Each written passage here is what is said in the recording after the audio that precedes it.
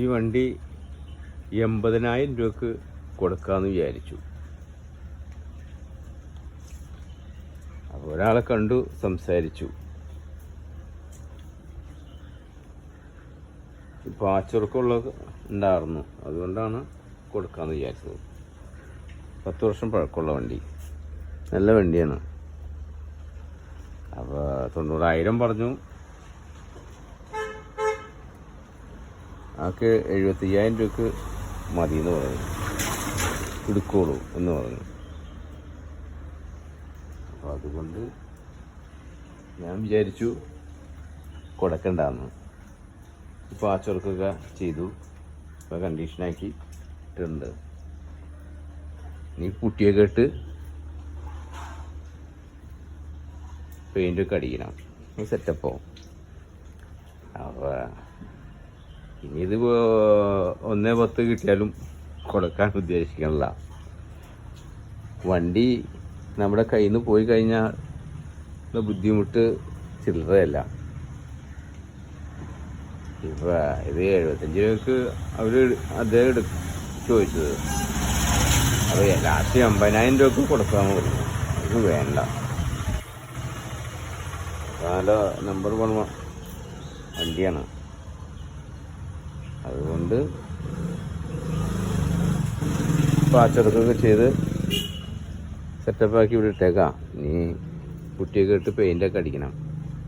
ഇപ്പം ഈ വണ്ടി നമ്മൾ പുറത്ത് പോയി എടുക്കാൻ പറ്റുമ്പോൾ 1.10 കൊടുക്കേണ്ട വരും. പാർട്ടിക്ക് 80 രൂപ എന്നായിരുന്നെങ്കിൽ ആ മെച്ചായിരുന്നു. ഇനി വണ്ടി കൊടുക്കാനുള്ള വണ്ടി നമ്മുടെ കയ്യിൽ നിന്ന് പോകുമ്പോഴാണ് നമ്മൾ ബുദ്ധിമുട്ട് അറിയണത്. അത്ര കാശ് കിട്ടണമെങ്കിൽ ഞങ്ങൾക്ക് സ്വന്തമായിട്ടൊരു വണ്ടി വേണം, നമ്മുടെ ഫ്രണ്ടിൽ വേണം. അപ്പം ഇനി പെയിൻ്റൊക്കെ ചെയ്ത് കുട്ടപ്പനാക്കി നമ്മുടെ സുന്ദര കുട്ടപ്പനാക്കും. ഒരു ഭ്രാന്തിന് ഈ വണ്ടി കൊടുക്കണമെന്നൊരാഗ്രഹം ഉണ്ടായിരുന്നു, 90,000 രൂപക്ക്. ഒരാൾക്ക് കൊടുക്കാമെന്ന് പറഞ്ഞ് അയാൾ സമീപിച്ചു. ആൾക്ക് 75,000 രൂപക്ക് മതി എന്ന് പറഞ്ഞു. അപ്പോൾ 90,000 പറഞ്ഞത്. ഇനി ലാസ്റ്റ് ഒരു 80,000 രൂപക്ക് വണ്ടി കൊടുക്കാമെന്ന് പറഞ്ഞു.